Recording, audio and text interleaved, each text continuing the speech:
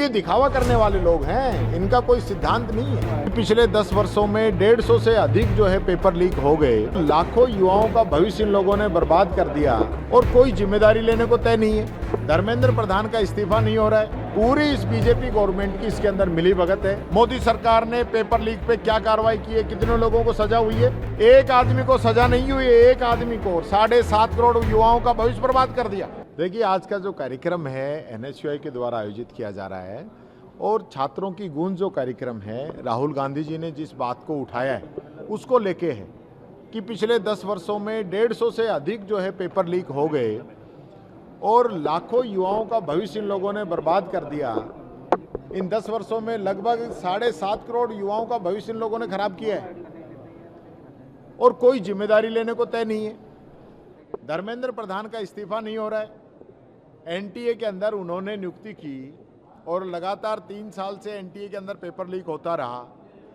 एक आम व्यक्ति कैसे कैसे करके अपने बच्चों को पढ़ाता है, कोचिंग कराता है और जब पेपर देने जाते थे पेपर लीक।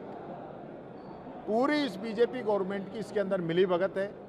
राजस्थान के अंदर जो पेपर लीक हुआ सीकर में, उसमें जो तार बीजेपी के नेताओं से जुड़े हुए थे, बीजेपी के पदाधिकारियों से जुड़े हुए थे, इसलिए 9 दिन तक यहां मुकदमा दर्ज नहीं किया। बाद में सीबीआई को मामला देके और मामले को ठंडा कर दिया गया। मैं पूछना चाहता हूं, पिछले 10 वर्षों में मोदी सरकार ने पेपर लीक पे क्या कार्रवाई की है, कितने लोगों को सजा हुई है? एक आदमी को सजा नहीं हुई है, एक आदमी को 7.5 करोड़ युवाओं का भविष्य बर्बाद कर दिया। आज भर्तियों के नाम पे युवाओं को छला जा रहा है। यहां विज्ञप्ति निकलती हैं और भर्तियां होती नहीं हैं। बच्चे मेहनत करते हैं, भर्तियां कोर्ट में चली जाती हैं। ये कोई सिस्टम नहीं है। इस सरकार ने 4 लाख भर्तियों की घोषणा की थी। कितनी भर्तियां कर दी? कितनी भर्तियां कर दी, मैं पूछना चाहता हूं। और आज जो हालात बने हुए हैं पेपर लीक को लेकर, सोनम वांगचुक धरने पे बैठे, आमरण अनशन पे बैठे, तो आपने 20 दिन तक कोई कार्रवाई नहीं की। कोई आपका मंत्री, आपका पदाधिकारी, आपका कोई अधिकारी सरकार का वहां गया नहीं। और जब पूरे देश से उसको समर्थन मिलने लगा तो आप लोगों को चिंता होगी, क्योंकि 20 तारीख से आपका सेशन आ रहा है। आप उसकी वजह से अलोकतांत्रिक तरीके से तानाशाही पूर्वक बल प्रयोग करके वहां उनको उठाया गया। वहां जो लोग थे उन पे लाठियां बरसाई गई। ये लोकतंत्र के अंदर नहीं है। हम गांधी जी की बात करते हैं, गांधी जी को मानते हैं, तो गांधी जी ने कहा कि अहिंसा का रास्ता अपनाओ। आज सोनम जी ने अहिंसा का रास्ता अपनाया। गांधी जी ने देश की आज़ादी के लिए अनशन किए, वो बच्चों के लिए अनशन कर रहा था। पेपर लीक माफियाओं पे कार्रवाई करने के लिए अनशन कर रहा था। धर्मेंद्र प्रधान के इस्तीफे के लिए अनशन कर रहा था। वो चीज़ भी आपको नजर नहीं आती। एक वो है इंदिरा गांधी जी, जब सोनम वांगचुक के पिताजी ने भी इस प्रकार का अनशन किया तो इंदिरा जी ले के अंदर जाके उनका अनशन तुड़वा के आई थी। आज तो कुछ किलोमीटर पे है, 10 मिनट का रास्ता है। मोदी जी चाहें तो 2 मिनट में अनशन टूट सकता था, और नहीं भी जाएं, धर्मेंद्र प्रधान को हटाते तो भी अनशन टूट सकता था। लेकिन इस देश के अंदर लोकतंत्र को कमजोर किया जाए। बाबा साहब अम्बेडकर ने जो संविधान हमें दिया, जो जनता की मजबूती के लिए था, उस संविधान को ये लोग कमजोर कर रहे हैं। इन लोगों की मंशा है, बार बार ये बात कहते हैं कि 400 पार संविधान में संशोधन। तो ये मंशा क्या है? ये यही है कि आज लोकतंत्र के अंदर तानाशाही हम करें। आप देखिए, लोग चुने किसी पार्टी से जाते हैं और शामिल किसी पार्टी में हो जाते हैं। लोकतंत्र का हनन नहीं है तो क्या है? अलोकतांत्रिक तरीके से आज जो सरकार इस देश के अंदर युवाओं पे जुल्म कर रही है, उस सरकार को सीट छोड़नी पड़ेगी। आने वाले समय में ये जनता उनको माफ नहीं करेगी। राम नाम क्या है के नाम पे आए और राम मंदिर में ही चंदा चोरी हो रही है। बीजेपी एक शब्द नहीं बोल रही है, आरएसएस एक शब्द नहीं बोल रही है। क्यों नहीं बोल रहे हो भाई? सनातन पे इतना बड़ा हमला हुआ है, लोगों की आस्थाओं पे इतना बड़ा हमला हुआ है। नरेंद्र मोदी जी ने ही नियुक्ति की है उन सब मेंबरों की।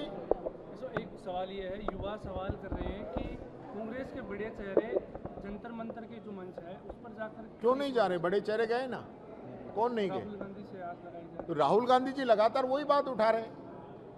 राहुल गांधी जी तो उनसे पहले से ही अभियान शुरू किए हुए हैं। उनका अपना वो है, हमारा अपना वो है। हम जो मांग है उसका समर्थन कर रहे हैं। हमने तो कोई, कांग्रेस पार्टी ने कोई इससे ऐतराज नहीं किया। आज फिर से राजस्थान जवाब सत्ता में जो लोग बैठे उनको देना चाहिए। आज भी वो लोग फिर जनता को गुमराह करना चाहते हैं कि राहुल गांधी जी क्या कर रहे हैं। राहुल गांधी जी जनता की आवाज उठा रहे। कल भी देहरादून के अंदर युवाओं के बीच में गए थे। जवाब तो मोदी जी को देना चाहिए। 20 दिन से क्यों नहीं गए? क्यों इनके मंत्री नहीं गए? क्यों उनकी बात को नहीं सुना? क्यों अलोकतांत्रिक तरीके से वहां पे लाठीचार्ज करके उनको उठाया? यानी कि ये अजीब बात है इस सरकार के अंदर, बीजेपी के अंदर, कि जब कांग्रेस का राज है जब भी कांग्रेस जिम्मेदार है, और जब बीजेपी का राज है और ये तानाशाही कर रहे हैं जब भी कांग्रेस जिम्मेदार है। ये तो बड़ी अजीब सी बात है। जवाब तो मोदी जी को देना चाहिए। सर, केजरीवाल जी भी कल वहाँ गए थे, कल या परसों, तो अन्ना हजारे जी भी पहले साथ दिया था। ये वही अनशन था, फिर अन्ना हजारे वाला वापस वही हो रहा है। देखिए, वो अनशन उससे इसकी तुलना नहीं कर सकते। उस समय इन्होंने अनशन किया, हमारी गवर्नमेंट थी, हम लोगों ने वार्ता की, हमारे 3 मंत्री इनसे वार्ता करने के लिए गए। हम लोकपाल की जो डिमांड कर रहे थे उसको लागू किया, लेकिन लोकपाल लागू कहाँ नहीं हुआ? गुजरात में लागू नहीं हुआ। वहां निर्भया कांड की बात थी, उसके लिए राहुल गांधी जी ने जो किया कोई कर नहीं सकता।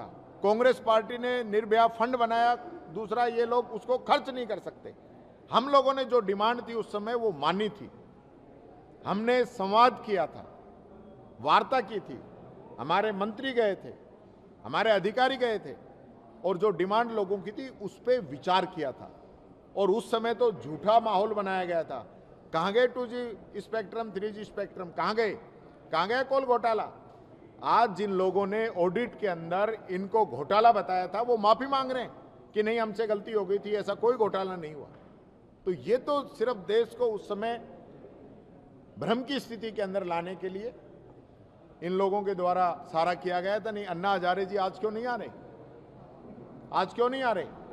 अरविंद केजरीवाल जी ने ये कहा था कि मैं कोई राजनीति के अंदर नहीं आऊंगा। जब वो धरने पे बैठे थे, उसके बाद पूरा राजनीति पार्टी बन गई, चीफ मिनिस्टर बन गए, ये सारी स्थिति रही।